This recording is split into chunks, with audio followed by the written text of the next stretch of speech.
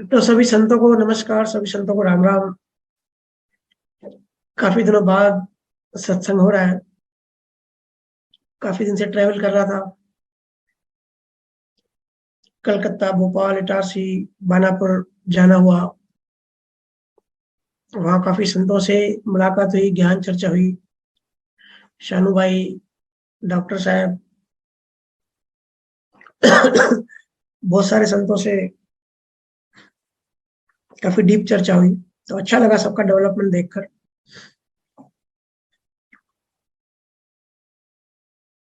जितना आप सबने मिस किया, मैंने भी बहुत मिस किया आप सबको। और आप सबने इतनी केयरिंग करी, इसके लिए बहुत धन्यवाद। देखिए, दुनिया में ज्ञानी बहुत हुए, जिनको वेस्ट में थिंकर्स कहा जाता है। थिंकर से ऊपर होते हैं संत। संत मतलब जो साधना करते हैं और अध्यात्म में रुचि रखते हैं। संतों से ऊपर होते हैं अनुभवी ज्ञानी पुरुष। उनसे ऊपर होते हैं सतगुरु। और सतगुरु में भी जो श्रेष्ठ होते हैं वो होते हैं केवली सतगुरु, जो केवल का ज्ञान देते हैं, जिन्होंने सूरज शब्द मार्ग बताया। बहुत सारे संत हुए ऐसे ही। एक प्यारे केवली सतगुरु हुए, सुखराम जी महाराज, जिनको आदि सतगुरु भी कहा जाता है। आप में से बहुत जी काफी टाइम से मुझे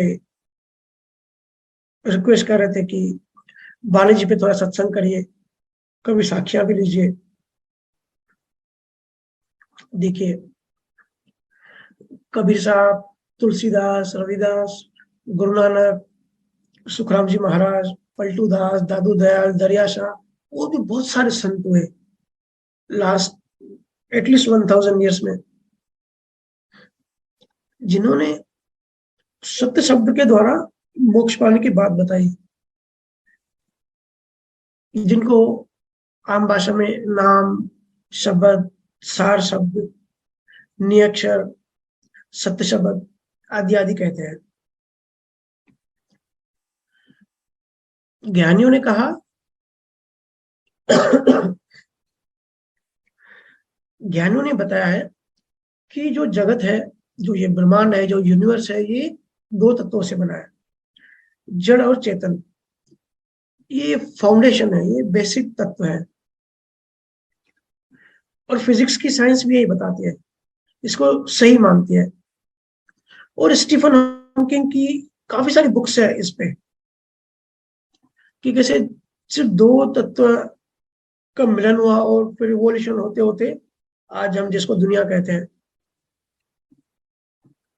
और शंकराचार्य ने भी कहा कि जगत जगत की शुरुआत जो है वो दो तत्वों से, दो तत्वों के मिलन से हुई।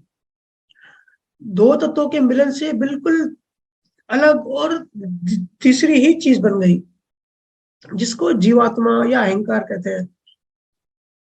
फिर अज्ञान अज्ञान हुआ, कर्ता भाव हुआ, और कर्ता भाव से कर्म बने, कर्मों की जो साइकिल है वो बनी, और संसार शुरू हुआ। और हम सब अभी जो प्रेजेंट सिचुएशन में फंसे हुए हैं। जैन धर्म में इसको निगोद कहते हैं, कि जीवात्मा जो है वो निगोद से आती है। और सुखराम जी महाराज इसको पार ब्रह्म कहते हैं, कि जहां जीवात्मा क्रिएट हुई, जहां से आई, जहां से संसार में आई। और इसी को साइंस, फिजिक्स साइंस जो है बिग बैंग थ्योरी कहती है, कि बिग बैंग से ही सृष्टि की शुरुआत हुई। इवन बाइबल में भी लिखा है कि शुरू में शब्द था, शब्द के नूर से सब संसार बना। और इसी को हिंदू कहते हैं कि एक बिंदु से एक बिंदु में स्पंदन हुआ, और उस स्पंदन से पूरा ब्रह्मांड बना। और जितने भी तत्व है, जितना मटेरियल है, ये सब तत्व बने। तो सार में सब संतों ने ये बताया कि हम सब जो है एक चेतना थे, चेतना है, जो कि जड़ से मर्ज हो गई, वो जीवात्मा एक तीसरी चीज बन गई, जो ना कि प्रॉपर चेतना है, जो ना प्रॉपर जड़ है, दोनों के मिक्सचर से तीसरी चीज बन गई। उसे गुणधर्म अलग है, उसको जीवात्मा कह लो, अहंकार कह लो, नाम कुछ भी दे दो, मन कह लो। और हमको हमारे अपने रियल देश परमात्मा में वापस जाना है। पर कैसे जाना है, इसके अलग अलग टाइम पे अलग अलग गुरुओं ने अलग अलग प्रोसेसेस बताए। तो बात वही है, पहुंचना वही है सबको। आपसे पूछते हैं ना कि भैया राम नाम ही क्यों सिमरन करने को बोलते हैं। देखो, एक बात याद रखो, जैसे अभी हमने चर्चा करी, इसी को सुखराम जी महाराज कह रहे हैं कि ब्रह्म और माया, इन दोनों के मिलन से ये तीसरी चीज बनी।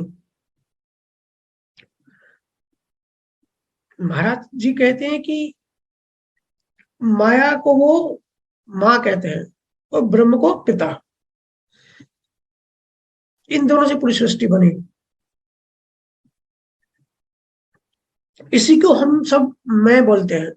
मैं जो अपने आप को अपना अस्तित्व समझते हैं ना, हमारा जहां से मैं आता है, वो हमारा कोई शुद्धात्मा से नहीं आता, वो ना ही जड़ से आता है, ये दोनों के मिक्सचर से आता है। ये जो तीसरी चीज बन गई, अब ये बन तो गई, और हमारा टारगेट क्या है, हमारा एम क्या है, हमारा उद्देश्य क्या है कि इस तीसरी चीज को वापस जला के अपने असली स्वरूप में जाना है। इसकी बहुत सारी बातें हमने पास्ट में की हुई है।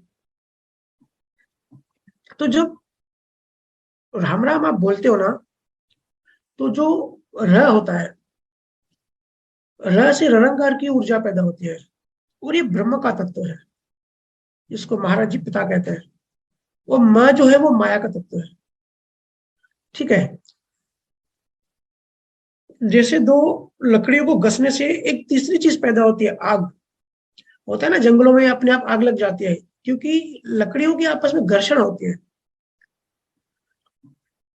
तो जब लकड़ियों को घसाया जाता है, तब एक नई चीज पैदा होती है, आग पैदा होती है, जो बिल्कुल उसका गुणधर्म अलग होता है।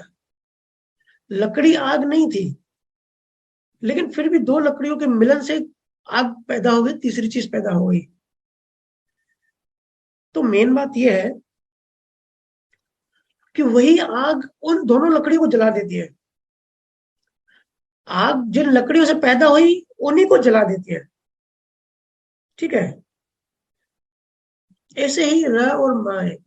र और म के घर्षण से और सतगुरु के निज नाम से, शब्द से, नियक्षर से, और निरंकार और मकार से ब्रह्मा और माया दोनों ही जल जाते हैं।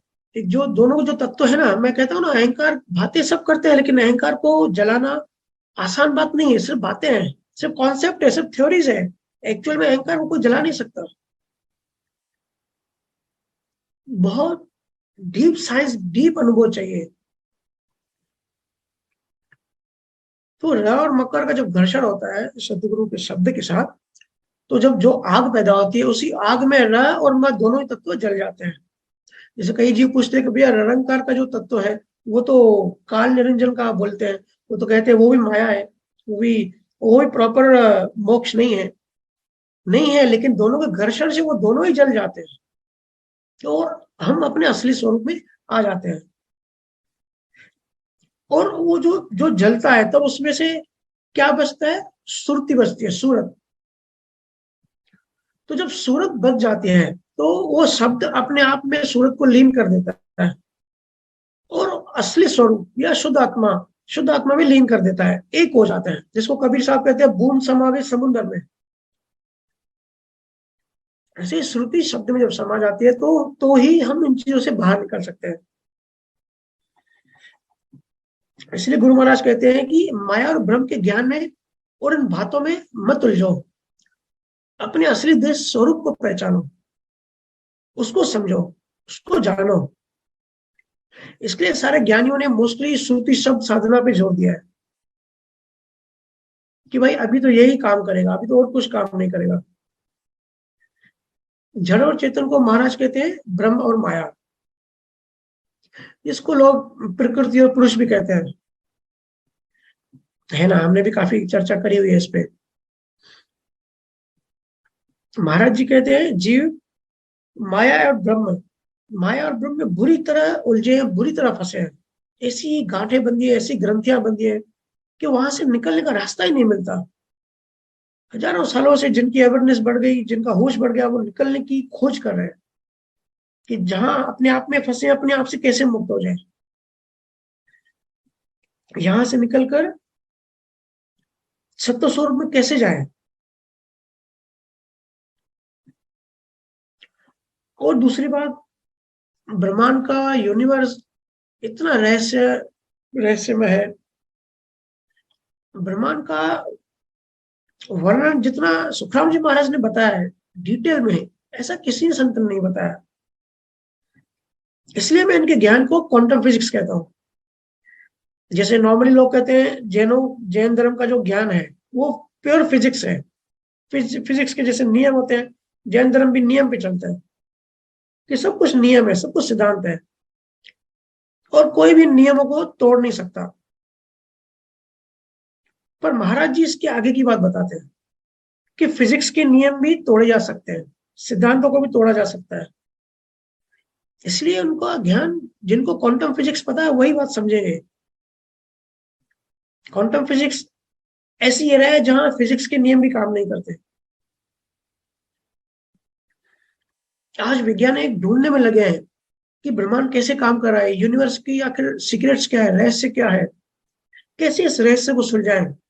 हजारों करोड़ रुपए खर्च करे जा रहे हैं। हजारों करोड़ की जेम्स वेब टेलीस्कोप, नाम सुना होगा आपने, अभी भी नासा ने भेजा 6-8 महीने पहले, स्पेस में भेजी कि आखिर ब्रह्मांड काम कैसे करता है, ब्रह्मांड का बॉर्डर कहाँ है, ये ब्रह्मांड कहीं खत्म होता है कि नहीं होता है, और अगर कहीं खत्म होता है तो उस पार क्या है।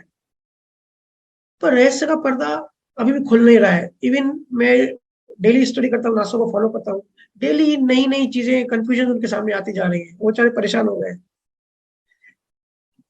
और बड़े बड़े मैथमेटिक्स थ्योरम थ्योरम पे काम किया जा रहा है कि आखिर ये सस्पेंस है क्या। पहले माना जाता था कि पूरे ब्रह्मांड में नियम या सिद्धांत एक जैसे हैं, जैसे प्रोटॉन, इलेक्ट्रॉन, न्यूट्रॉन पूरे ब्रह्मांड में एक जैसे काम करते हैं। पर अब इस सिद्धांत को भी नकारा गया है। बहुत सारी जगह पे इनके नियम बदले हुए देखे गए हैं।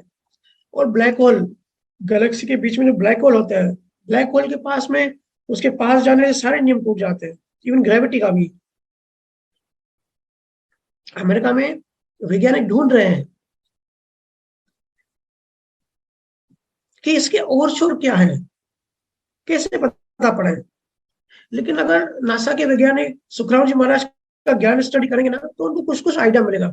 क्योंकि ये बताना आसान नहीं होता, ये तो मुझे भी अनुभव है, आप सबको भी होगा। जो भी अनुभव होता है ना, वो भाषा में बताया जाना बहुत मुश्किल होता है। इसे कोई बड़े सतगुरु ही बता सकते हैं, इन्होंने जो वर्णन किया है। तो हम रेगुलर धीरे धीरे हर एक टॉपिक को लेंगे और चर्चा करते रहेंगे।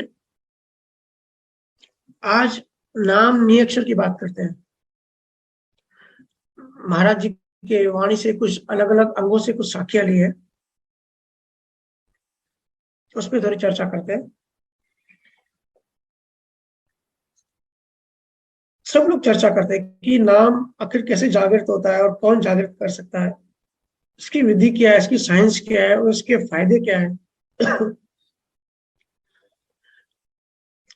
महाराज जी कहते हैं, कुदरत कला नाव की जागे, ने अक्षर तन माई, केवल बीज असल और संतो, और उपाव न कोई। कितना कॉन्फिडेंस, हर एक बात कितना कॉन्फिडेंस से कहते हैं। कहते हैं कि ये जो नियक्षर है, ये जो नाम है, ये जो कुदरत कला है, ये जागती है हमारे तन के अंदर। हमारा जो पूरा सिस्टम है उसके अंदर ये जाग जाता है। और एक केवल का बीज है, जैसे हम केवल ज्ञान कहते हैं ना, मोक्ष तो केवल ज्ञान से ही मिलता है, लेकिन एक केवल ज्ञान भी कैसे आएगा। महाराज जी उसके बारे में बता रहे हैं, केवल बीज असल और संतो, असली केवल बीज यही है, और उपाय न कोई, इसके अलावा और कोई भी उपाय नहीं है। और एक जगह कहते हैं, नाना बीत का देख, प्रेम पद कदे न पावे, ने अक्षर बंकनाल, पिछम को भेद न आवे। मतलब नाना बीत का देख कि कितनी भी आप विद्या देख लो संसार में, ने अक्षर के बिना एक तो प्रेम पैदा नहीं होगा, क्योंकि प्रेम को तो सारे संतों ने, सारे वर्ल्ड के सारे संतों ने एक बेसिक कंपल्सरी एलिमेंट माना है कि अगर आपको प्रेम ही नहीं है तो आप परमात्मा पा ही नहीं सकते। तो बीच की एक सीढ़ी है।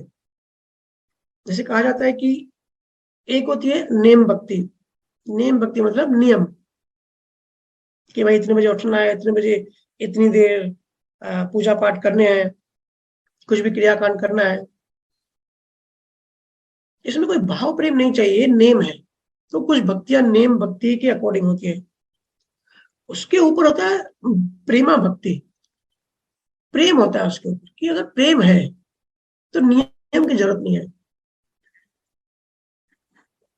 और इसके ऊपर है पराभक्ति।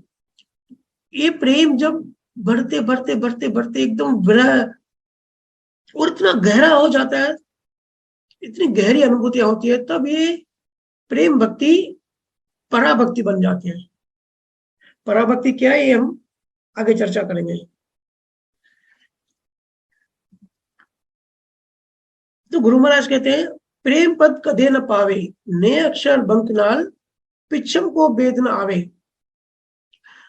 महाराज जी कहते हैं कि बिना ने अक्षर आप जो जितनी भी साधनाएं करते हो, उसमें पीछे का रास्ता, बंकनाल का रास्ता नहीं खुलेगा। जैसे आप सबने भी भजन सुमिरन करते हो, आप सबको मोस्टली पता ही है कि कैसे एक एक स्थान करके जब चौथा स्तर नाभि पे आते हैं, पांचवा छठवां, फिर पीछे के रास्ते से उल्टा जब शब्द ऊपर जाता है, पीछे के रास्ते थे, तो आगे के जो रास्ता होता है उसको शंखनाल कहते हैं और पीछे के रास्ते को बंकनाल कहते हैं।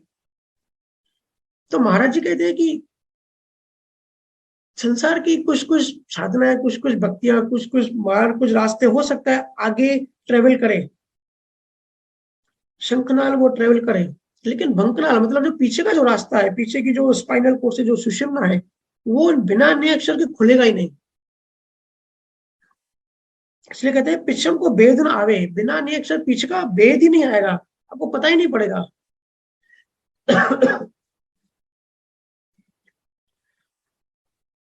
एक जगह कहते हैं कि सुखराम सुनो सब ज्ञानी, ओ ने अक्षर कहे कोई, सो बाहर सो घट में आवे और घट में हुई। मतलब तो सब ज्ञानी सुनो, ये जो नियक्षर है, ये जो नाम है, ये कोई ऐसा नहीं है कि जो इस ब्रह्मांड का, इस देश से आ रहा है। सो बाहर सो घट में आवे, बाहर का मतलब ये बाहर नहीं, हमारा ब्रह्मांड नहीं, पूरा ब्रह्मांड, पूरे ब्रह्मांड से नहीं आ रहा है, ये आ रहा है सत्य स्वरूप से, ये आ रहा है शुद्ध आत्मा से, ये आ रहा है परमात्मा से, ये उसका एक अंश होता है। जैसे हमने पास्ट में चर्चा की है ना, कि जैसे अभी हम हैं, जीवात्मा है, अहंकार है, हमारे अलग गुणधर्म है और परमात्मा के गुणधर्म अलग है। इसके लिए तो हमारी मुलाकात नहीं हो पाती इतनी मेहनत करने के बाद भी, लेकिन वो गुणधर्म चेंज करने का प्रोसेस होता है। जैसे अगर दही जमानी है तो दूध में थोड़ी सी दही डाली जाती है, थोड़ा सा दही का जो गुण है वो पूरे दूध में डाला जाता है, फिर सुबह तक क्या होता है, दही का गुण अलग होता है, दूध का गुण अलग होता है, लेकिन वो थोड़ी सी दही सुबह तक पूरा जो दूध है उसको दही बना देती है। ऐसे होता है ना, मतलब थोड़ा सा गुण पूरे गुण को चेंज कर देता है।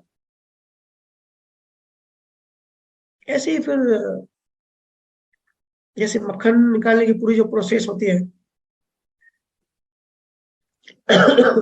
फिर घी निकालते हैं, तो सबका देखेंगे ना गुणधर्म अलग अलग है, लेकिन प्रोसेस से सब होते जाता है। जैसे महाराज जी कह रहे हैं कि ये नेचर बाहर से आता है और जैसे ही घट में प्रकट हो जाता है, मतलब जागृत हो जाता है, तो धीरे धीरे इसका गुणधर्म, हमारा जो ये जो हमारा अहंकार है, इसका गुणधर्म बदलने लगता है। मतलब जो हम चर्चा करते हैं कि चेतना ऊपर उठने लगते हैं।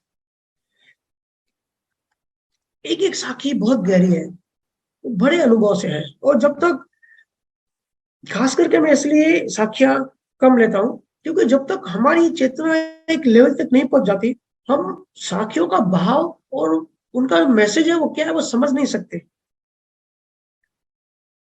समझने के लिए भी थोड़ी समझ तो चाहिए ना, थोड़ी तो चेतना चाहिए। आगे महाराज कहते हैं, ए सब ज्ञान सिद्धांत होई, तामे भूल मत भाई, आनंद लोक ने अक्षर पूते और न पहुंचे कोई। देखो कितना कॉन्फिडेंस से बोल रहे हैं। ये सब ज्ञान सिद्धांत हो, ये सब ज्ञान सिद्धांत है। तामे भूल मत भाई, उसमें भूलो मत भाई। आनंद लोक ने अक्षर पूते, आनंद लोक मतलब परमात्मा का जो, जिसको शुद्ध परमात्मा कह रहे हैं या सत्य स्वरूप कह रहे हैं, स्वरूप कह रहे हैं, शुद्धात्मा कह रहे हैं, आप नाम कुछ भी ले लो, एक ही चीज है, वो अवस्था है। ये तो हमने आत्मा आत्मा आत्मा पकड़ लिया है। और आत्मा वर्ड में इसके लिए भी कम यूज करता हूँ, क्योंकि फिर आत्मा हम लोग ऐसे इमेजिन करते हैं कि हम जैसा हमारा शरीर है, ऐसे ही पीछे हमारी आत्मा होगी, वो हवा में उड़ती हुई। इसके लिए मैं आत्मा वर्ड कम यूज करता हूँ। गुरु महाराज कहते हैं, आनंद लोक नेक्षर पूते और न पूछे कोई। आनंद लोक सिर्फ नेक्षर पहुंचता है और कोई नहीं पहुंचता। देखिए बिल्कुल क्लियर कह रहे हैं। यहाँ पे दो तीन बातें हमें समझनी है, क्योंकि काफी इस पे चर्चाएं होती है। सिद्धांत ज्ञान को अच्छे से समझो, नियम कैसे काम करते हैं अच्छे से समझो। जैनों में और कुछ धर्मों में, जो कि सिर्फ ज्ञान मार्ग और नियमों पे आधार है, नियमों पे चलते हैं, उनकी मान्यता उनकी मान्यता है कि सिद्धांत नियम यही श्रेष्ठ है। जैसे मैंने बताया, स्टीफन हॉकिंग भी कहते हैं कि भाई जगत नियम से चलता है, फिजिक्स के नियम से, इनसे ऊपर कोई नहीं है। जगत में नियम चलता है, उनकी बात सही है। पर जगत किसको कहते हैं जरा इसको समझते हैं। हमारा ध्यान है ना पूरा नियमों पे होता है, लेकिन एक्चुअली वो जगत क्या है हम कभी डेफिनेशन, कभी वो समझने की कोशिश ही नहीं करते हैं। जगत का मतलब होता है मृत्यु लोक, जहां हम सब रहते हैं, नीचे के सात पाताल लोक, और ऊपर के सात स्वर्ग लोक। ठीक है, उसके ऊपर तीन ब्रह्मांड है, चिदानंद ब्रह्म, शिव ब्रह्म और पार ब्रह्म। ये आप सबने भी सुना हुआ है। और उनके 13 ज्योति के लोक हैं। ठीक है, ये सब यूनिवर्स में ही है, हमारे ब्रह्मांड में ही है। अभी नासा वहां तक पहुंचा नहीं है, बहुत साल है पहुंचने में। यहां तक माया का जगत है। एकदम ऊपर चले जाएंगे ना पार ब्रह्म तक, वहां भी सत्य माया है। इसके ऊपर शुद्ध शिला है। हम थोड़ी डिजाइन समझते हैं यूनिवर्स की। ये जो होमकार है, ये जो पूरा ब्रह्मांड है, पार ब्रह्म आखिरी, उसके ऊपर शुद्ध शिला है। शुद्ध शिला मतलब जहाँ जैनों के तीर्थंकर को कहते हैं कि वो सिद्ध क्षेत्र भी कहते हैं, कि वो वहां जाते हैं, परम मोक्ष मिलता है उनको। और सिद्ध शिला के ऊपर दशम द्वार है ना। तो जितना ऊपर चढ़ते जाएंगे, टाइम स्लो होता जाएगा। आपने सबने भी नोट किया होगा, जब आपकी चेतना रियल में ऊपर चढ़ जाती है, दशम द्वार के ऊपर आप आ जाते हो, तो बहुत बार आपको पता नहीं पड़ता कि आपको लगेगा कि 5 मिनट ही हुए अभी बैठे, लेकिन 1 घंटा निकल गया। ऐसा होता है ना, टाइम रिलेटिव होता है। इवन सपने में भी होता है ना, हम कभी कभी सो जाते हैं और झटके से उठते हैं और देखते हैं, अरे इतना 1 घंटा हो गया, हमको तो लगा 5 मिनट ही सोए। तो जो टाइम, अभी फिजिक्स कहती है टाइम का जो नियम है वो कांस्टेंट है पूरे ब्रह्मांड में, लेकिन ये रिलेटिव है, कांस्टेंट नहीं है। रिलेटिव किस अर्थ में है, कि हम कहाँ पर हैं, हम नींद में है या हमारी चेतना ऊपर चढ़ी हुई है, हम सपने में है, हम कहाँ हैं, वो उस पर डिपेंड करता है। या दसम द्वार के ऊपर जब शब्द में लीन होते हैं, तो आपने ऑब्जर्व किया होगा कि श्वास भी स्लो हो जाती है। और श्वास इतनी स्लो हो जाती है जैसे लगेगा ही नहीं, बाहर से कोई देखेगा तो लगेगा ही नहीं कि ये बंदा जिंदा है या मर गया, मतलब ये श्वास ले रहा है कि नहीं, इतनी श्वास नैरो हो जाती है। है ना। तो पार ब्रह्म के ऊपर शुद्ध शिला है, जहाँ तीर्थंकर सिद्ध क्षेत्र में रहते हैं, और वो भी काफी ऊंची अवस्था है, वहां भी पहुंचना आसान नहीं होता। और इनको इनको भी केवल केवल ही कहते हैं। जो सिद्ध क्षेत्र तक पहुंच गया वो भी केवल ही हो जाते हैं। पर महाराज जी इसके आगे की बात करते हैं, क्योंकि शुद्ध शिला के आगे दसम द्वार, और महाराज जी दसम द्वार के भी आगे बात करते हैं। और शुद्ध शिला तक हो सकता है कोई बिना नियक्षर, बिना नाम, बिना सत्य शब्द के पहुंच जाए। बहुत लाखों साल लगेंगे नियम फॉलो करते करते करते करते, कि भाई पुराने कर्म निपटाते जाओ, नए कर्म मत करो। हो सकता है लाखों साल ऐसे कोई डेवलप होते होते होते अपने आप सिद्ध क्षेत्र में पहुंच जाएगा। लेकिन सिद्ध क्षेत्र के ऊपर जो दसम द्वार है वो नहीं खुलेगा, क्योंकि वो खोलने के लिए सत्य शब्द चाहिए, उसमें गुरु की ताकत चाहिए होती है। आत्मा अकेली ही अपनी ताकत से वो दरवाजा नहीं खोल सकती। देखो, यहूदी लोग जो है ना, ज्यूज, वो पहले सिद्धांत को मानते थे, नियम को मानते थे। उनका जो पुराना बाइबल है उसमें कमांडमेंट्स है, कमांडमेंट्स लिखे हुए हैं कि भाई ये करो तो ये सजा, ये करोगे तो ये मिलेगा। जैसे अगर चोरी करी तो हाथ काटे जाएंगे, माफी नहीं मिलेगी, जैसा कर्म करोगे वैसे सजा मिलेगी। ऐसे बाइबल के पुराने नियम में कमांडमेंट्स हैं यहूदियों के, ज्यूज में। उनके जो गुरु थे मूसा, उन्होंने उनको ये नियम दिए। पर उसके बाद जीसस आए, उसने कहा परमात्मा कोई नियम नहीं है, परमात्मा कोई नियम नहीं हो सकता, वो प्रेम है। उसने सारे नियम ब्रेक कर दिए, सारे नियम तोड़ दिए। और एक स्टेटमेंट दिया जो मुझे बहुत पसंद है, love is God, God is love. उसने कहा जहां प्रेम है वहां नियम हो ही नहीं सकता, और जहां नियम है वहां प्रेम हो ही नहीं सकता। शुरू से नियम और प्रेम की लड़ाई चलती आती है। सुखराम जी महाराज और जितने भी केवल संत हुए, उन्होंने नियम के ऊपर प्रेम को रखा है।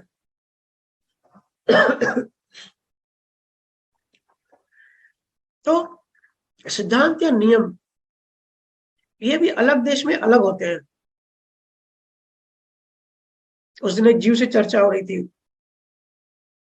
तो वो बोला भैया सिद्धांत तो ये है कि संचित कर्म प्रारब्ध बन के आएंगे तो उसको भोगना ही पड़ेगा, उसको जलाया नहीं जा सकता, और संचित कर्मों को भी डिलीट नहीं कर सकते, क्योंकि वो कुदरत के सॉफ्टवेयर में, कुदरत के क्लाउड में चले गए। मैंने कहा ये सिद्धांत तो ठीक है, ये नियम तो सही है, पर कौन से लोक में लागू है और कौन से लोक में नहीं है, ये जरा पता कर। तो बोला ये बात तो मैंने सुनी नहीं कभी। मैंने कहा ये सिद्धांत जो है शिव ब्रह्म तक है। शिव ब्रह्मा जो मैंने बताया ना अभी, कि कैसे ब्रह्मांड के ऊपरी छोर पर है, नॉर्थ में। अगर उसके आगे कोई पहुंच गया तो अपने संचित कर्म डिलीट कर सकता है। क्यों कर सकता है? क्योंकि मन, चित्त, बुद्धि, अहंकार जहां ये सब पड़े होते हैं, वो पार ब्रह्म में विलीन हो जाते हैं। तो जब इनका इनका ऑफिस, जैसे मन, चित्त, बुद्धि, अहंकार, ये ऑफिस है सारे कर्मों का, ठीक है। तो इनकी ऑफिस ही जब बंद हो रही है, शिव ब्रह्मा तक जो पहुंचेगा वहां उसकी ऑफिस ही क्लोज हो रही है, तो कर्म तो बचेंगे नहीं। तो इस अर्थ में कहा जा सकता है कि संचित कर्म को वहां डिलीट किया जा सकता है या जलाया जा सकता है। हाँ, अगर आप जगत में हो, जगत किसको कह रहे हैं महाराज? अगर आप जगत में हो, मतलब पृथ्वी, स्वर्ग, नर्क, इन लोकों में हो, कहीं भी भटक रहे हो, पशु योनि में हो, स्वर्ग में हो, लोग नर्क में हो, या धरती पे इंसान हो, तो ये सारे कर्मों के नियम आपके 100% लागू है। जो कि नियम हम भी बताते हैं, कॉज एंड इफेक्ट का। क्योंकि ये जगत के नियम है, और जगत सिर्फ इतना ही है, पूरा ये सब जगत नहीं है, कॉन्स्टेंट नहीं है। मृत्यु लोक, स्वर्ग, नर्क, पशु योनि, ये जगत है, पाताल लोक। तो यहाँ पे ये कर्मों का जो नियम आप कहते हैं वो सब लागू है। पर आपकी चेतना एक बार उठ गई, एक बार आप शरीर यहाँ है, चेतना उठ गई, तो भोगने का नियम वहां नहीं है जैसा आप सोचते हैं।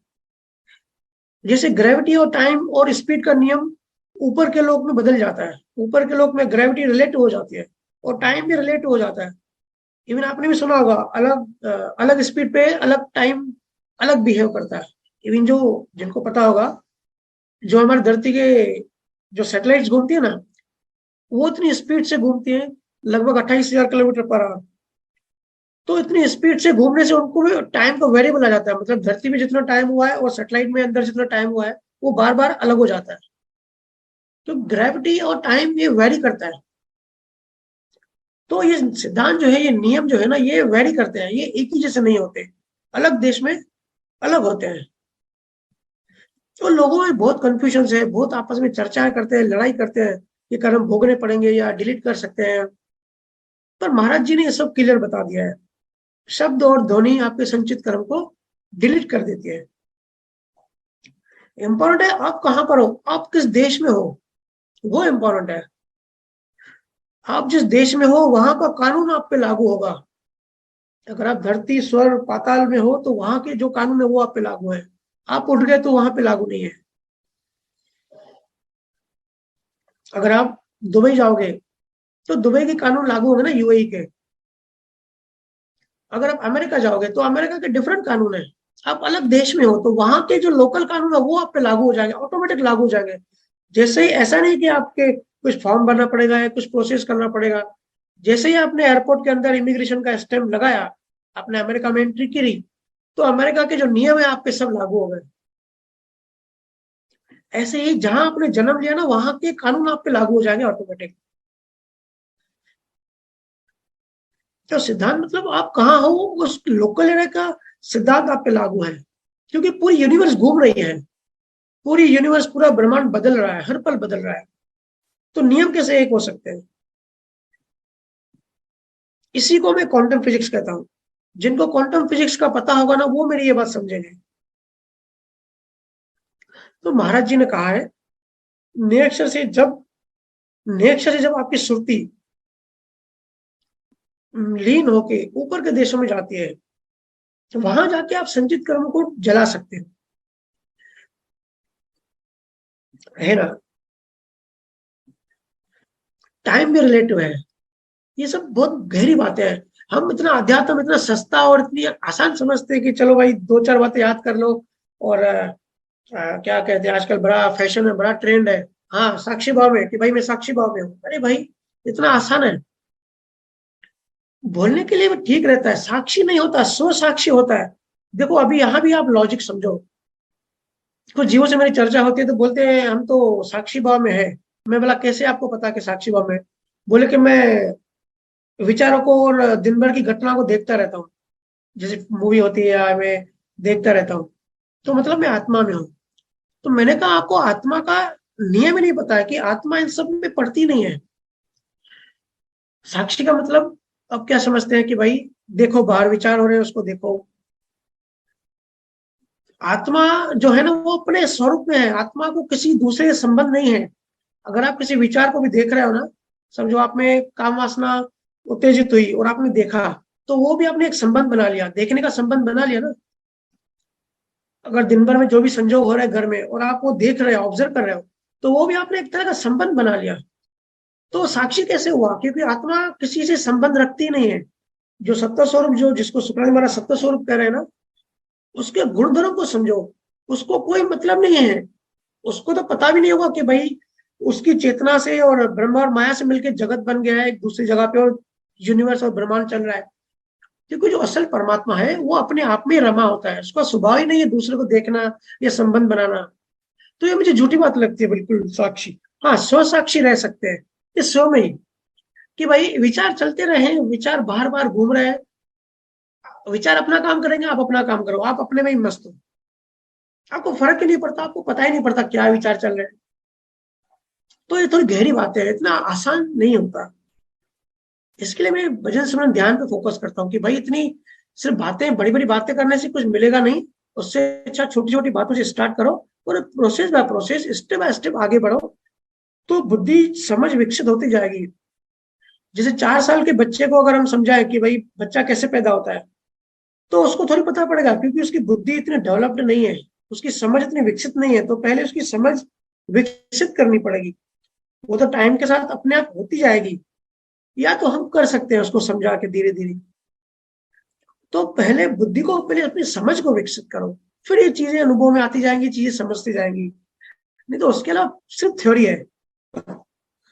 और सारे संतों ने इसलिए सत्य शब्द की इतनी वैल्यू, इतना महत्व दिया है।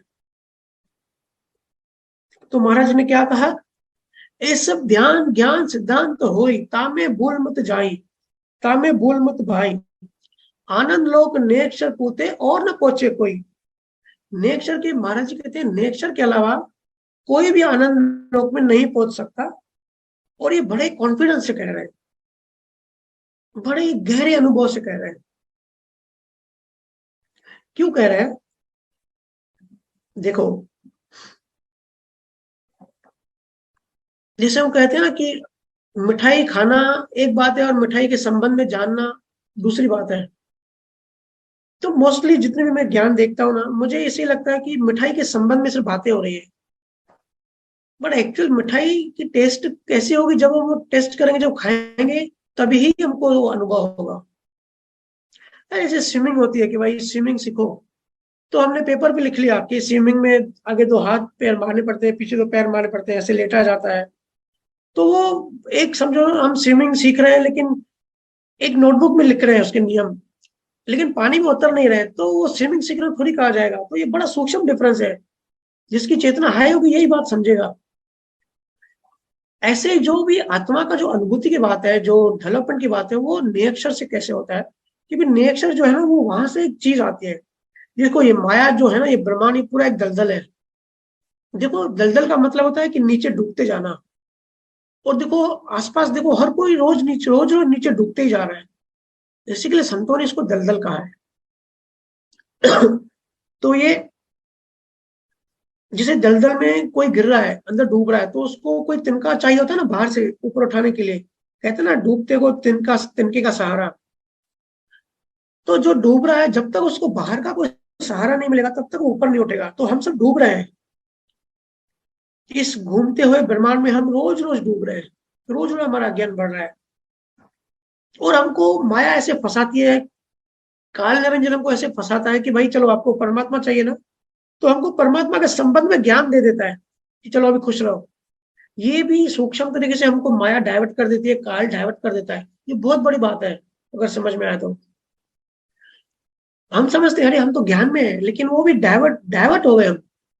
काल ने हमको गिरा दिया। क्योंकि सत्य के बाद सत्य के संबंध में जानना, वो सत्य को जानना, दोनों में बहुत फर्क है। तो जो निरीक्षण है, ये ऊपर से एक तिनका आता है, जो कि हम डूबते हुए को हम पकड़ते हैं और ऊपर खींचा जाता है। एक ब्रिज है, एक लिंक है, एक कनेक्शन है। वैसे तो सत्य स्वरूप या परमात्मा से इस ब्रह्मांड का कोई कनेक्शन नहीं है। जैसे मैंने अभी भी बताया कि वो अपने स्वरूप में है, लेकिन फिर भी नेचर से वो एक कनेक्शन होता है। क्योंकि वहां जाने के लिए कोई तो लिंक चाहिए, सिर्फ बातें करने से थोड़ी होगा। तो ये नेचर जो होता है ना, ये लिंक होता है, ब्रिज होता है, ब्रिज। हम जहाँ हैं वहां से परमात्मा के लोक में, परमात्मा की तरफ, ये ब्रिज है। और महाराज के ज्ञान का अगर सार लेंगे, तो चार पांच बहुत मुख्य बिंदु हैं। जैसे नाम नियक्षर, नियक्षर जागृत होना, या सतगुरु से प्रेम, परमात्मा से प्रेम, प्रेमा भक्ति, परा भक्ति। दूसरा निज नाम, आनंद लोग, स्वरूप की सत्ता, कुदरती कला, कुदरती सत्ता। धीरे धीरे धीरे हम एक एक सब्जेक्ट की साइंस समझते जाएंगे। पर आज नेक्स्ट के बारे में थोड़ी बात कर लेते हैं। और एक जगह महाराज कहते हैं, बार बार आ सतान आवे, हंस तारण जग माही, पीछे सकल धर्म सोई डर्रा, तामे कारज नाही। महाराज कहते हैं, बार बार शब्द जागृत करने वाली सत्ता नहीं आती, बहुत रेयर होता है। और एक बार सत्ता सतगुरु वाले सतगुरु चले गए, और जब नेक्स्ट आते हैं, उनके बीच का जो गैप होता है, वो ऐसा होता है कि सतगुरु के जाने के बाद सिर्फ धर्म और कर्म कांड, उसके पीछे जो पंथ बन जाता है, धर्म कर्म कांड, ये सब बचते हैं। तो महाराज कहते हैं इसमें कोई कारज नहीं होगा। ठीक है, वो एक काम चलाओ के लिए ठीक है, लेकिन उसमें आपका कारज नहीं होगा। आगे कहते हैं, देहरो बेश सकल सो माया, असत सत्य नहीं कोई, जे कोई बेश शब्द को साजे, मोक्ष मिलेगा सोई। कैसे खुल के बता रहे हैं कि भाई आप जो भी बेश, मतलब जो भी भक्ति या जो भी देह, पूरे त्रिलोक में जो भी देह आप ले रहे हो, सब माया है, इसमें कुछ भी सत्य नहीं है।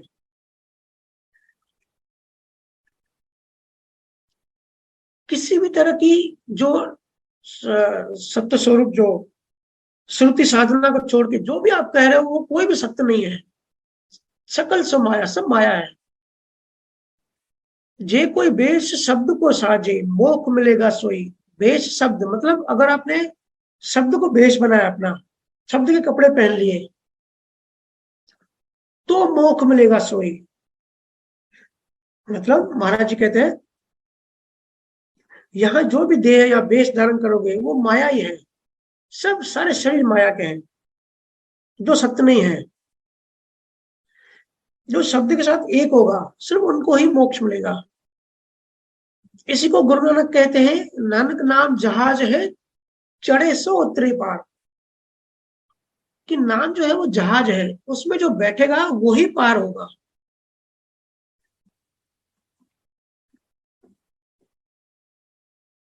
और आगे कहते हैं, केवल को सुन भी गेब सु जन्मे आवे, नहीं करनी के माय, ज्ञान सोई कदाय न पावे। मतलब ये जो केवल का जो बीज है, ये गेब सु जन्म में आता है, मतलब वही बाहर से फॉरेन प्रोडक्ट है, हमारा हमारा यहाँ का इंटरनल प्रोडक्ट नहीं है। नहीं करनी के माय, कुछ भी करनी कर लो, कितनी भी साधनाएं कर लो, जुक्ति कर लो, किसी भी करनी से वो नहीं आएगा। ज्ञान सोई कदाय न पाओ, ज्ञान भी नहीं मिलेगा इसका।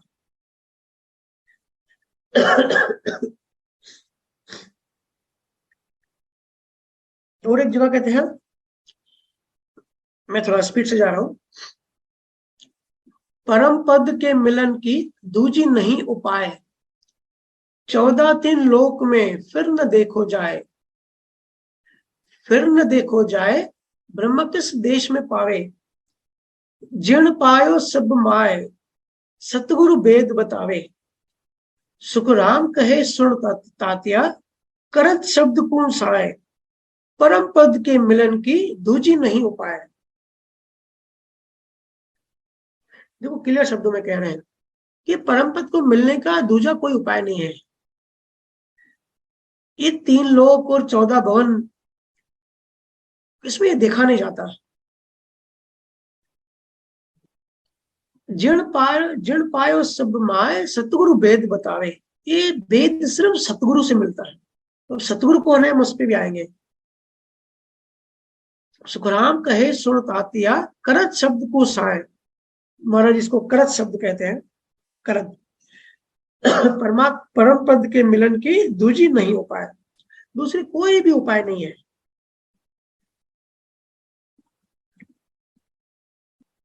अब जब तक हम, ये तो महाराज जी का अनुभव ज्ञान हो गया, जब तक हम खुद इन चीजों का अनुभव नहीं करेंगे, तो हमारे लिए तो ये बाहर की इंफॉर्मेशन रहेगी। लेकिन इतने पहुंचे हुए सदगुरु, जिन्होंने 18 साल भक्ति की, और इतनी, उस टाइम तो क्वांटम फिजिक्स क्या, फिजिक्स को भी नहीं जानता था, तो उस टाइम पे इतना ज्ञान दे दिया महाराज जी ने कि सूक्ष्म में जैसे एटॉम है, सूक्ष्म में ये सब कैसे काम करते हैं यूनिवर्स, और बाहर की यूनिवर्स कैसे काम करते हैं। तो बाहर और अंदर सेम ही है। मतलब आपको जैसे शब्द मिलता है, और आप एक एक स्थान जब आगे बढ़ते हो ना, जो ट्रेवलिंग करते हो, एक्चुअली आप ब्रह्मांड की ट्रेवलिंग कर रहे हो। तो कैसे बाहर का ब्रह्मांड और अंदर का ब्रह्मांड सेम है। हमारे शरीर की जो बनावट है, वो डिजाइन वैसी बनाई गई है। एक जगह कहते हैं, सतगुरु दया राम रट्टे कोई, ने अक्षर प्रगट तब होई, प्रेम प्रीत सो जागे भाई, प्रेम प्रेम सोई उल्टे माई। महाराज कहते हैं कि सदगुरु की दया से ये जागृत होता है, उनकी राजीपा से, अगर वो राजी हैं तो जागृत होता है। इस पे निजमन की हम कभी डिटेल में चर्चा करेंगे कि जब शिष्य का भी जब झुकाव होता है, जब भाव होता है, जब निजमन, निजमन मतलब एकदम अनकॉन्शियस से डीपली रेडी होता है, पूरा भाव होता है, और इतनी सिक्का और प्यास होती है, तब भी काम नहीं बनेगा। तो वो तो 50% है। इसके साथ सदगुरु का भी निजमन रीझना चाहिए, ये भी बताया गया और कहीं वाणिज्य में, कि सतगुरु का भी निजमन उस पे आना चाहिए, सतगुरु का भी प्रेम और भाव उस पे आना चाहिए। तभी नेचर जो है वो प्रकट होगा, तभी जागृत होगा। जैसे पति पत्नी के मिलन से क्या होता है, अब मिलन तो बहुत बार होता है, लेकिन प्रेगनेंसी तभी होती है जब बिल्कुल समर्पण कर देते हैं, बिल्कुल निजमन दे देते हैं। वैसे ही महाराज कहते हैं कि जब तक सदगुरु की दया, सदगुरु की या ज्ञानी पुरुष का राजी भाव और शिष्य का भाव दोनों एक साथ नहीं मिलते, तब तक नेचर प्रकट नहीं होगा। और ये प्रीत है, ये प्रेम प्रीत सो जागे भाई, प्रेम प्रीत है ये। मैंने कहा ना कि नियम से ज्यादा प्रेम, प्रेम प्रेम से ही उल्टे माई। और ये प्रेम ही आगे ले जाता है, और प्रेम ही जब एकदम चेतना की ऊंचाई तक पहुंच जाता है, तब वो परा हो जाता है, पार ब्रह्म से भी आगे की वो बात हो जाती है। उसके बाद आता है वितरागता, उसके बाद आती है वैराग्य जिसको हम कहते हैं ना। तो ये प्रेम और विरह से गुजरना पड़ता है। जब इस प्रोसेस से गुजर के और इसकी पराकाष्ठा हो जाती है, अल्टीमेट हो जाता है, तब नेचुरली ही वितरागता आ जाती है, तब जबरदस्ती बनाना नहीं पड़ता। अब हम कितना भी बोले कि भाई संसार की वैल्यू 0 कर दो, तो वो भाषा में बोलने के लिए बोलेगा भाई, मेरे लिए तो संसार की वैल्यू है ही नहीं, मेरे लिए तो संसार जो है बिल्कुल 0 है, मैं तो वितरागता पद में हूँ, है ना। लेकिन अंदर में सबको पता है कोई वितरागता में नहीं है। ध्यान तो होता ही है। जिसे एक ज्ञानी, एक छोटी सी कहानी, एक ज्ञानी पति पत्नी जा रहे थे रास्ते से, जंगल में लकड़ियां काट के अपनी जुगी की तरफ बढ़ रहे थे। तो पति आगे चल रहा था, पत्नी पीछे चल रही थी। पति ने आगे देखा कि एक ज्वेलरी का एक हार पड़ा हुआ है वहां पे। तो उन्होंने ज्ञान सुन रखा था कि संसार में कुछ नहीं रखा है, ये पैसे में सब माया है, ये ज्यादा बड़ी उलझन है। तो पति को ख्याल आया कि अभी लेडीज मतलब गोल्ड सोना बहुत जबरदस्त अटैचमेंट होती है। लेडीज परमाणु मतलब गोल्ड परमाणु आपस में मैच होता है। तो उसने सोचा कि अगर मेरी पत्नी देखेगी फिर ये लेने की जिद करेगी, फिर उलझ जाएगी। अभी तो ज्ञान में है, फिर हो सकता है माया में आ जाए। तो इसको बेटर है मैं सोने को हटा देता हूँ या इसको अंदर दफना देता हूँ। तो उसने क्या किया, जब तक उसकी पत्नी पहुंचे उसने मिट्टी के अंदर धरती खोद के वो जो हार था वो उसके अंदर डाल दिया। लेकिन उसकी पत्नी ने देख लिया कि भाई क्या कर रहा है। तो पूछा क्या कर रहा है।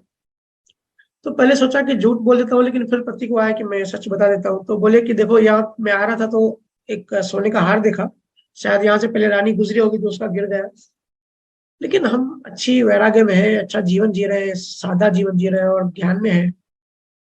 तो मैंने सोचा कि अगर ये गोल्ड सोना तू देखेगी तो तू रख लेगी, फिर ज्ञान से बाहर आ जाएगी, हम जो मोक्ष की यात्रा पे है वो डिस्टर्ब हो जाएगा। इसके लिए मैंने उसको जमीन में गाड़ना शुरू किया। तो पत्नी बोली कि आपने उसको हार गोल्ड को, सोने को सोना माना, इसलिए आपने जमीन में गाड़ा। अगर मैं देखती तो मेरे लिए तो वो मिट्टी है, मेरे लिए सोन में उसको सोना भी नहीं मानती। मेरी जो दृष्टि है, मेरी नजर में सोना हो या मिट्टी हो, सोना और पत्थर एक ही है। तो ये होता है असली वैराग्य, असली वितरागता। कि ज्ञान में तो दोनों है, लेकिन उसने दफना है, उसने डिफरेंस समझा, उसने वैल्यू समझी कि भाई ये गोल्ड है ये मिट्टी है। तो उसने गोल्ड को दफनाने की कोशिश की, अंदर डालने की कोशिश की। तो उसकी पत्नी ने बोला कि भाई अभी तेरा ज्ञान कच्चा है, तू मेरे लिए सोच रहा था, तू अपने आप को बचा। तूने डिफरेंस, तेरे में डिफरेंस भी क्यों आया। मिट्टी है, सोना भी मिट्टी है तो मिट्टी है, उसको दफनाने की भी जरूरत नहीं है, उसको देखो और उधर मुंह कर दो। उसको कहते हैं वैराग्य। तो महाराज जी कहते हैं ये नेचर से आएगा, धीरे धीरे जैसे हम ग्रो होगी ना, हमारी ग्रोथ होगी, ये ऑटोमेटिक ही अंदर आएगा, नेचुरली आएगा। जैसे देखो किसी बच्चे को गुस्सा कैसे करना है ये सिखाया नहीं जाता किसी घर में या किसी स्कूल में। गणित सिखाते हैं, हिस्ट्री सिखाते हैं, भाषा सिखाते हैं, इवन ये मम्मी है ये पापा है, ये भी सिखाना पड़ता है बच्चों को। लेकिन गुस्सा कैसे करते हैं ये बच्चे के अंदर से आता है, ये कोई कॉलेज यूनिवर्सिटी सिखाता नहीं है। या काम वासना कैसे करते हैं ये भी कुछ सिखाना नहीं पड़ता, ये भी नेचुरल आता है अंदर से, होता है ना। तो ये चीजें अंदर से आती हैं, ये बाहर से सिखाने की जरूरत नहीं पड़ती। ऐसी वितरागता वैराग्य बाहर से सिखाने की चीज नहीं है, अंदर से आना चाहिए।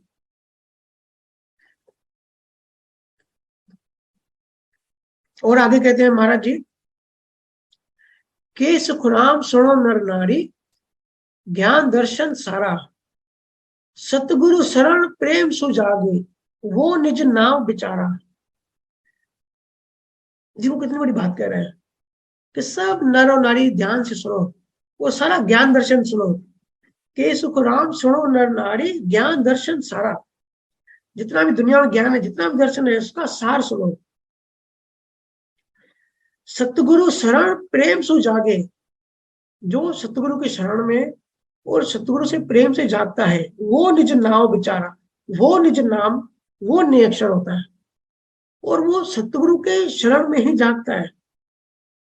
सारों का सार यही है, सारी दुनिया में यह बताया जाता है। हाँ, गुरु गुरु में भेद होता है। नॉर्मल भी जो जो गुरु होते हैं, जो कुछ सिखाते हैं, हम उसको गुरु कहते हैं। और दूसरे होते हैं सदगुरु, जो सदाचार सिखाते हैं, जीवन में शिष्टाचार सिखाते हैं, उनको कहते हैं सदगुरु। और होते हैं सतगुरु, जो सत्य का भेद बताते हैं, जो माया और ब्रह्म का भेद बताते हैं। उनके लिए महाराज कह रहे हैं कि सतगुरु शरण प्रेम सुजागे, वो निज नाम विचारा। तो महाराज जी कहते हैं सबसे बड़ा और इकलौता ज्ञान दर्शन यही है कि सतगुरु की शरण में जाओ और प्रेम से जागो। देखो, इतनी ऊंची बात महाराज कहते हैं कि ये सत्ता बार बार नहीं आती, और किसी भी क्रियाकांड या किसी भी ज्ञान साधने से नहीं मिलती। जिसमें वो सत्ता है, ये सतगुरु वो सत्ता लेकर आए, उनसे प्रेम और प्रीति से ही ये शब्द जागृत होता है। कह रहे हैं कि मोक्ष के लिए एक भी विधि नहीं चाहिए, सिर्फ सतगुरु की शरण और प्रीत। सत्य शब्द वाला सतगुरु, सतगुरु निज स्वरूप और माया या प्रकृति में भेद कराते हैं, है ना। इसलिए सतगुरु का भी राजीपा चाहिए। अब देखोगे सारे ज्ञानियों ने और इवन दादा भगवान ने भी कहा है कि सिर्फ पुरुषार्थ से कुछ नहीं होगा, पुरुषार्थ के साथ ज्ञानी पुरुष का राजीपा भी चाहिए। जब ज्ञानी पुरुष का राजीपा राजीपा होगा, तभी अध्यात्म में ज्ञान अनुभव ज्ञान होगा, तभी अध्यात्म में डेवलपमेंट कर सकते हो। नहीं तो चेतना नीचे गिरती जाएगी। और सतगुरु कौन है जरा ये भी समझो। ऐसे वो साखियां बहुत सारी लेनी थी, लेकिन तबीयत भी ठीक नहीं है, और आगे लेंगे कभी।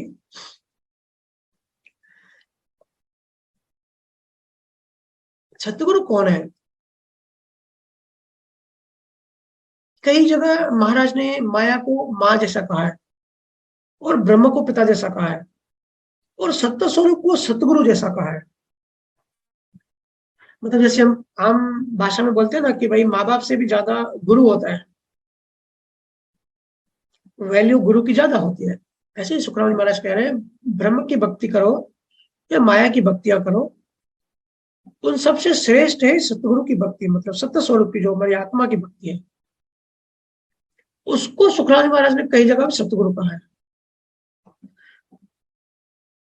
है ना। सतगुरु वो जिसमें स्वरूप का बीज हो, और वो भी सतगुरु है जिनको निज नाम जागृत है, जिनका दसम द्वार खुला हुआ है।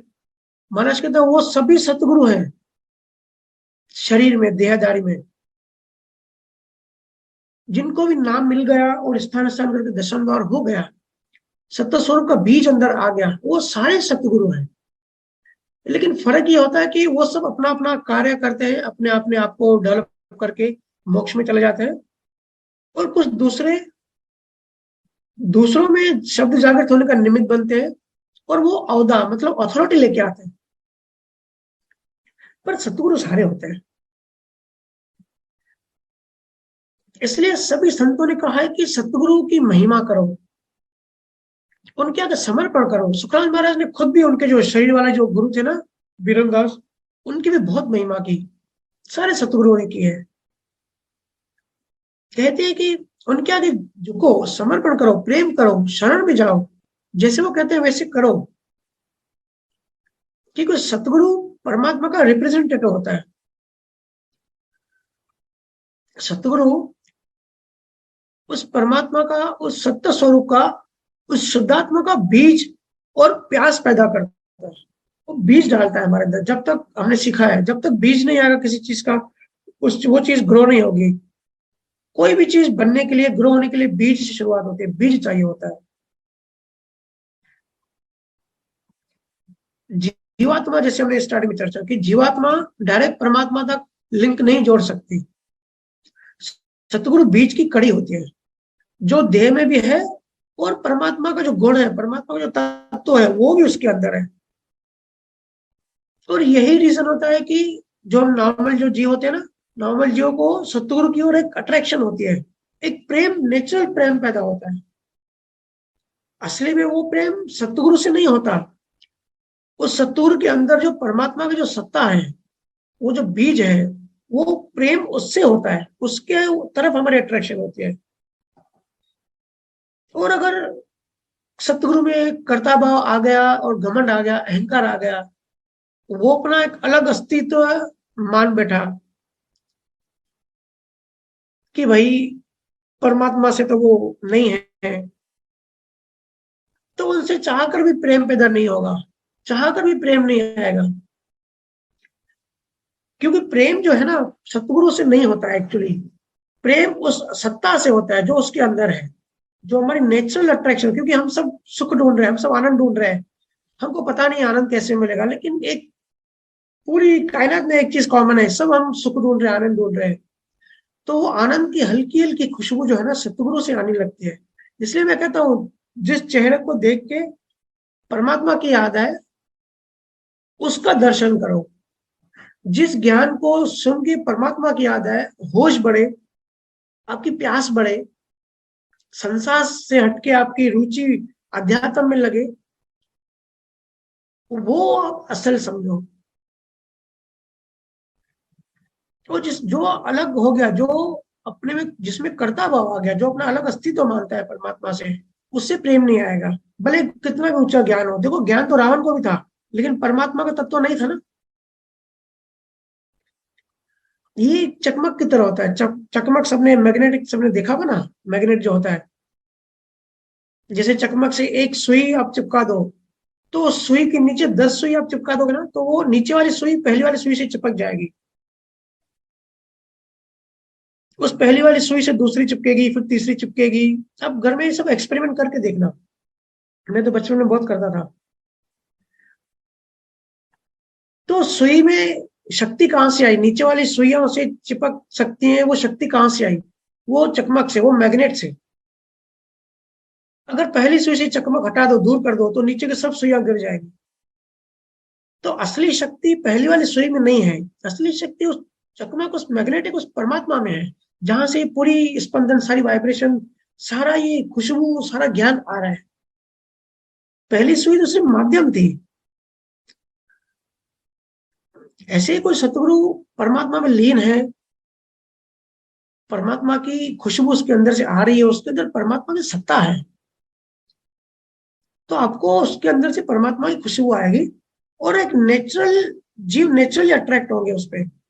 रीजन बाहर सत्ताई तौर पे रीजन आपको कुछ भी लगेगा कि भाई इसका ज्ञान अच्छा है, इसका बताने का तरीका अच्छा है, ये इसका पंथ बहुत बड़ा है, या ये रीजन बहुत होंगे, लेकिन जो नेचुरल जो अट्रैक्शन होगी ना, नेचुरल जो प्यास होगी ना, अगर वो सच में परमात्मा की तरफ होगा, तो परमात्मा आपकी अट्रैक्शन परमात्मा की तरफ है, लेकिन डायरेक्ट जा नहीं सकते, इसके लिए बीज की कड़ी है।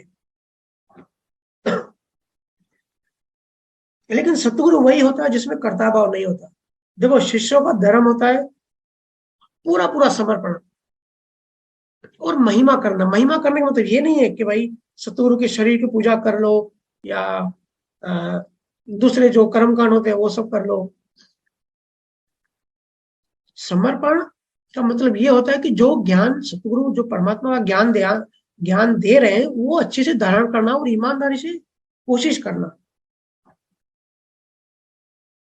जब काफी जीव को जब कहते हैं कि भाई राम नाम सिमरन करो, तो आर्ग्यू करते हैं कि वो तो डिस्चार्ज है, अगर नहीं किया तो डिस्चार्ज नहीं था। अरे भाई, आपको आधा नॉलेज है, आधा सिद्धांत पकड़ के आ गए और अपना नुकसान कर रहे हो। उसके पीछे की साइंस कभी समझने की कोशिश करी कि अगर आपको संजोग मिल रहा है तो क्यों मिल रहा है, और नहीं मिल रहा है तो क्यों नहीं मिल रहा है। थोड़ा गहराई में जाओ। आध्यात्मिक संजोग मिलना आसान बात नहीं है। अगर आप कोई सत्संग सुनते हो ना जिससे आपकी ग्रंथियां टूटती है, तो उसके पीछे बहुत बड़ी कड़ियां है, पूरा चेन है, बहुत बड़ा विज्ञान है उसके पीछे कि आपको कैसे वो संजोग मिला कि आपने 2 मिनट में परमात्मा की बात सुनी।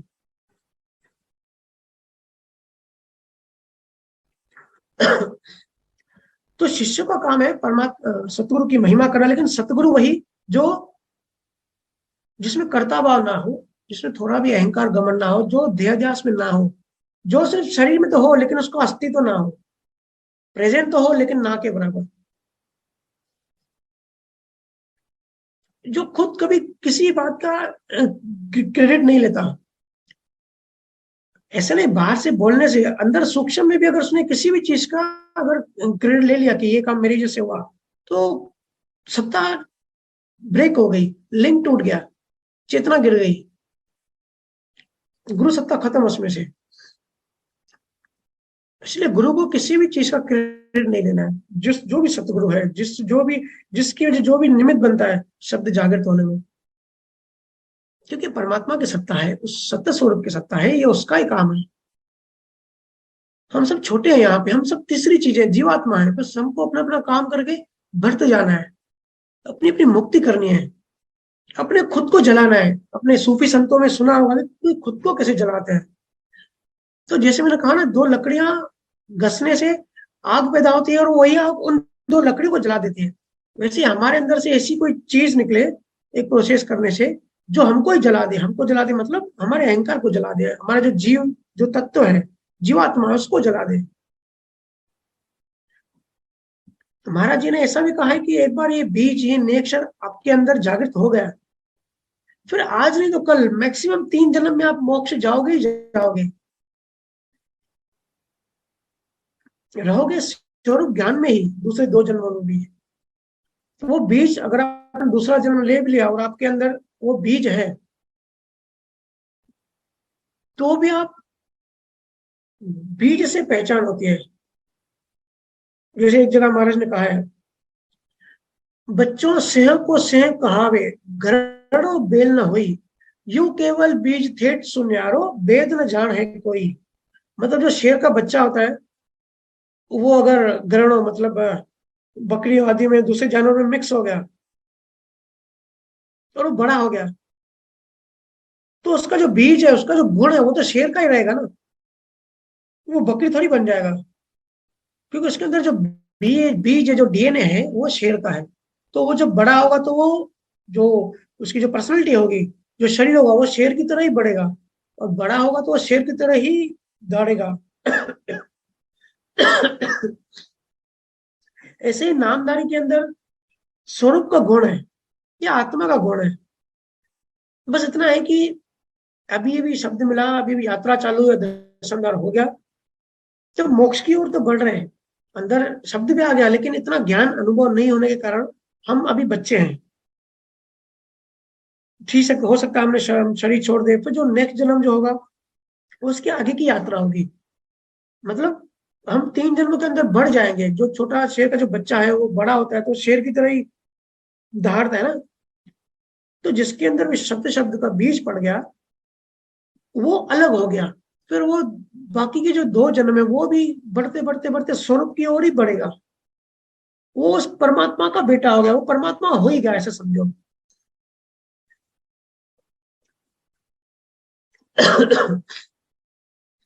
वो महाराज जी कहते हैं ये वेद किसी को भी नहीं पता है, बहुत रेयर, बहुत कम लोगों को पता है। कितना मस्त का है, यू केवल बीज थे सुन्यारो, वेद न जाने कोई। ये जो केवल बीज है, ये थेट सो न्यारो है, सबसे न्यारो है, वेद न जाने कोई, किसी को इसका वेद तक नहीं पता। बहुत ही सूक्ष्म, बहुत ही गहरा अनुभव चाहिए ये वेद समझने के लिए। और यही सब जो वेद है ना, ये गुरु ग्रंथ साहब में भी लिखा हुआ है। लेकिन देखो, जिनकी चेतना गिरी हुई है या जिनको ये वेद नहीं पता, वो उस मैसेज को रीड नहीं करते, मैसेज को नहीं समझते, उस वेद को, इतना ऊंचा ज्ञान, ऊंचे ज्ञान को नहीं समझते, वो बस मत्था टेक के चले जाते हैं। हम यही गलती करते हैं, ग्रंथों को मत्था टेकते हैं, क्योंकि चेतना की लेवल डाउन है। अंडरस्टैंडिंग, वेद न जाने कोई, वेद ही नहीं पता है।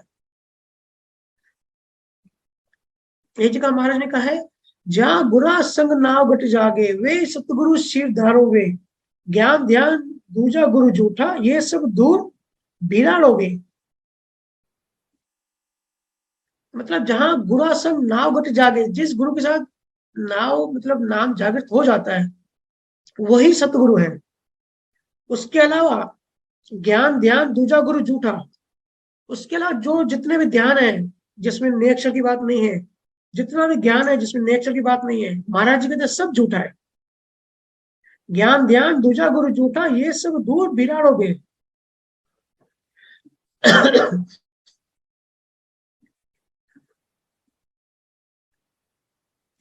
ज्या सिमरिया हरि नाम, जीत निशान गुराया, मिल्या ब्रह्मा में जाए, सुन्न शहर बताया। ज्यो जल गलियो लून, समुद्र शीत समानी, प्राण मिलियो यू माय, नाम जग माय निशानी। कहाँ कहूं इन नाम की, आगे अगम लखाया, जन सुखिया रट राम रे, गरक हुआ इन माया। क्यों, कितनी बड़ी बात कह रहे हैं। जहाँ सिमरिया हरि नाम, जहाँ हरि नाम का सिमरन, मतलब सत्य स्वरूप, उस परमात्मा को सिमरन किया जाता है, उस असल परमात्मा को याद किया जाता है। नीचे के माया के लोगों की भक्ति, ब्रह्म की भक्ति, इन सब भक्तियों को छोड़ के अल्टीमेट लेवल की जब जब स्वरूप की भक्ति जब की जाती है, जीत निशान गुराया, तब हम जीत जाते हैं। नहीं तो रोज रोज हम हार ही रहे संसार में। पैदा होते हैं, पढ़ाई करते हैं, शादी करते हैं, बच्चे पैदा करते हैं और एक दिन मर जाते हैं। महाराज जी कहते हैं, जिन्होंने नाम हरि नाम स्मरण किया, जीत निशान गुराया, वो जीत गए। मिलिया ब्रह्मा में जाए, शून्य शहर बताया, शून्य शहर बसाया, शून्य शहर बसाया। जैसे कि हमने कई बार चर्चा की हुई है कि जब चेतना बढ़ते बढ़ते, जब ध्वनि सुनोगे, जब लीन होगे, जब चेतना ऊपर उठने लगेगी, तब एक पॉइंट, एक लेवल ऐसी आएगी जहां ध्वनि भी बंद हो जाएगी, जहां बिल्कुल शून्य, बिल्कुल जीरो हो जाएगा। वहां पे अहंकार भी जीरो हो जाएगा, क्योंकि हमारे सारे संकल्प विकल्प, सारी चिंताएं सब अहंकार से आती है। मनचित बुद्धि अहंकार, सब अहंकार की वजह से है। हर चीज अहंकार की वजह से, दुनिया में जो भी आप देखते हो, इवन जो हम सोचते हैं, समझते हैं, अंडरस्टैंडिंग करते हैं, सब अहंकार से ही होता है। और इसी अहंकार को अहंकार से गलाना होता है। अभी हम अभी हम सत्संग सुन रहे हैं, तो ये भी अहंकार से हो रहा है। और जो समझ बढ़ाने की कोशिश कर रहे हैं, ये भी अहंकार से हो रहा है। और देखो कितनी मजे की बात है, जो ये सब कर रहा है उसी को ही जलाना है, उसी को ही खत्म करना है। शून्य शहर बसाया, शून्य शहर मतलब शून्य अवस्था। जैसे मोमबत्ती होती है ना, मोमबत्ती जलाती है, सबको रोशन करती है, लेकिन खुद को गलाती जाती है। महाराज जी ने भी अच्छा एग्जाम्पल दिया है, जो जल गलियो लूण, मतलब जैसे लूण होता है ना, जो नमक, वो कैसे गलता है पानी में। या समुद्र शीलता समानी, मतलब ये महाराज जी ये सिम्टम्स बता रहे हैं कि जब हम धोनी में लीन लीन होते हैं, आगे या हरिनाम का स्मरण करते हैं, परमात्मा को याद करते हैं, उसकी भक्ति में रहते हैं, एक अध्यात्म का कनेक्शन बनाए रखते हैं, तो क्या क्या होता है, तो शून्य हो जाते हैं। मतलब अहंकार, सारे भक्तियों का जो टारगेट है ना, जो उद्देश्य यही है कि भाई अहंकार को खत्म करो, क्योंकि बीमारियों की जड़ अहंकार ही है। जैसे लूण गल जाता है पानी में, समुद्रशीलता समानी, नदी जैसी होती है, वो समुद्र में जैसे समा जाती है और अपना अस्तित्व, नदी का अस्तित्व खत्म हो जाती है, और वो नदी हटके समुद्र हो जाती है। बूंद, कबीर साहब कहते हैं, बूंद समानी समुद्र में, कि बूंद जो थी वो समुद्र में समा गई, लेकिन अब वो बूंद नहीं रही, लेकिन बूंद बड़ी हो गई, बूंद ही समुद्र हो गई। ये कुछ उस टाइप का है। कबीर साहब ने तो और कहा है कि समुद्र समानी बूंद में, कि भाई पहले तो मैं अनुभव कर रहा था कि बूंद समुद्र में समा रही है, लेकिन एक ऐसी घड़ी आई समाधि में, उन्मनी दशा में मैंने ये अनुभव किया कि ऐसी एक घड़ी आई कि समुद्र बूंद में समा गया। अब ये तो इलॉजिकल लगेगा, हम ये लॉजिक लगा सकते हैं, हमारी बुद्धि ये सोच सकती है कि एक बूंद समुद्र में समा गई, लेकिन पूरा समुद्र एक बूंद में समा गया, ये तो लॉजिक से बाहर है। और अध्यात्म पूरा लॉजिक्स के बियॉन्ड ही होता है। कितनी कबीर साहब ने गहरी अवस्था, गहरे अनुभव से कही है कि समुद्र बूंद में समा गया है। आगे महाराज जी कहते हैं, प्राण मिलो यो माए समुद्रशीलता समानी, प्राण मिलो यो माए नाम जग माए निशानी, कहाँ कहूं इन नाम की आगे अगम लखाए, जन सुखिया रट राम रे गरक हुआ इन माए। कहते हैं जैसे नमक पानी में मिक्स होके गायब हो जाता है, नदी समुद्र में गायब हो जाती है, ऐसे ही जो प्राण है ये अपने आप में मिलके, ये जो जीवात्मा है ये अपने आप में मिलके इसका अस्तित्व, ये ध्वनि में मिलके इसका अस्तित्व खत्म हो जाता है, शून्य हो जाती है। कहाँ कहूं इन नाम की, महाराज कहते हैं मैं कितनी महिमा करूं, इस नाम की क्या बताऊं, आगे अगम लखाए। अगम की बात है ये, बताना बहुत मुश्किल है। जन सुखिया रट राम रे गरक हुआ इन माए, कि राम नाम सुमिरन करके नेक्षण जागृत करके इस कुदरती कला से, इस विज्ञान से मैं आगे बढ़ा और गरक हुआ इन माए, गरक हो गया मतलब गायब हो गया, डिसअपियर हो गया, जिसको हम शादी भाषा में कहते हैं कि अस्तित्व का मिटना, है ना। तो थोड़ा हम पढ़ा है, इसी से रिलेटेड एक सवाल लेते हैं। 2-3 दिन पहले किसी ने कॉल किया और ये सवाल किया कि सुखराम जी महाराज को सर्व आत्माओं के सतगुरु, सर्व सृष्टि के सतगुरु क्यों कहते हैं, जबकि आत्मा का तो सतगुरु हो ही नहीं सकता। तो उन्होंने कहा कि भैया इसका थोड़ा बताएं कि आत्मा का तो कोई गुरु नहीं हो सकता, तो सुखराम जी महाराज को आत्मा का गुरु कैसे कहते हैं। देखो, जब तक कोई भी बात पूरी नहीं समझोगे ना, half knowledge is always dangerous. आधी बात है ना पूरे झूठ से खतरनाक होती है। हमेशा कोई बात भी या तो समझो ही मत, या तो पूरी समझने की कोशिश करो। जैसे मैं कहता हूँ कॉन्सेप्ट क्लियर रखो। महाराज जी को आत्मा को सतगुरु क्यों कहते हैं, क्योंकि महाराज ने बताया है वाणी जी में कि मैं उस सत्य स्वरूप से ये सत्ता लेकर आया हूँ। ठीक है, इस टाइम सत्ता मैं लेके आया हूँ। ये सत्ता टाइम टू टाइम हर केवल संत आते हैं और सत्ता लेके आते हैं, वो परमात्मा ही होते हैं जिनके निमित्त से, क्योंकि कर्ता भाव नहीं हो सकता, उनके निमित्त से शब्द नॉर्मल जीवों में जागृत हो जाता है और वो वापस ले जाते हैं, या तो एक मोक्ष की प्यास पैदा करते हैं, एक बीज पैदा करते हैं। तो ये सतगुरु जो है, वो जो सुखराम का जो शरीर था, सुखराम का शरीर था, ये नाम तो शरीर का है, लेकिन ये जो बात कह रहे हैं ना कि वो आत्मा का सतगुरु है, वो शरीर के बारे में नहीं कही जा रही है। वो कही जा रही है वो जो सत्य स्वरूप है, वो जो असल परमात्मा है, या शुद्धात्मा कह लो। शुद्धात्मा भी ठीक नहीं लगता, परम आत्मा ही ठीक लगता है, क्योंकि आत्मा का भी आत्मा परम श्रेष्ठ आत्मा। तो जो परम आत्मा है ये उसके संदर्भ में कहा गया है। जैसे मैंने बताया कि ब्रह्म को एक पिता समान समझो और माया को मां समान समझो।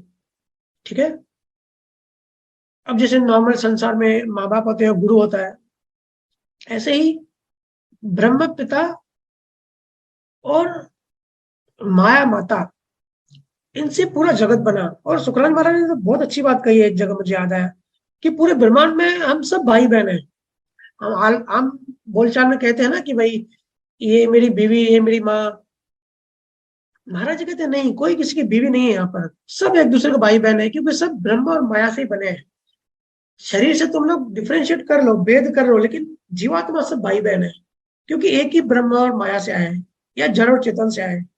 तो बात सही भी लग रही है, बात लॉजिकल भी है बिल्कुल। ऐसे ही जितनी भी आत्मा है, जितनी भी चेतनाएं हैं, जैसे एक सूर्य है, एग्जाम्पल समझो, एक सूर्य है, सूर्य की रोशनी, सूर्य की जो किरणें हैं, उनका गुण सेम होता है, सूर्य जैसा, रोशनी जैसा, प्रकाश जैसा। सिर्फ वो सूर्य से निकल गई बाहर, आगे चली गई। ऐसे ही चेतना, मतलब आत्मा बाहर निकल आई सूर्य से, गुण सेम है, और अलग अलग जाके अलग अलग एक अस्तित्व बना। तो जो सूर्य है वो उन सब चेतना, वो सब किरणों का सतगुरु हो गया। इस संदर्भ में महाराज जी को कहा जाता है कि सर्व आत्मा के वो सतगुरु है, मतलब जो असल परमात्मा है, जिससे जिससे ये सब, जिसके प्रकाश से पूरा ये ब्रह्मांड चल रहा है। तो जिससे प्रकाश से ब्रह्मांड चल रहा है, वो इन सबका कुछ भी कह ले, बड़ा कह ले, या जो परफेक्ट वर्ड है वो सतगुरु है, कि इन सबका सतगुरु वही है। पूरी दुनिया में जितनी भी चेतना है, सबका सतगुरु परमात्मा है। ठीक है, ऐसा कहा है, कबीर साहब ने भी कहा है, सुखराज महाराज ने भी बताया है। तो सुखराज महाराज एज अ शरीर आप अगर सोचोगे तो सर्वात्मा के सतगुरु, आप थोड़ा इसे लगेगा कि ऐसा पॉसिबल नहीं है। लेकिन सुखराज जी महाराज एज अ खुद परमात्मा, एज अ सत्य स्वरूप के हिसाब से अगर देखोगे, तो वो सर्वात्मा के सतगुरु है।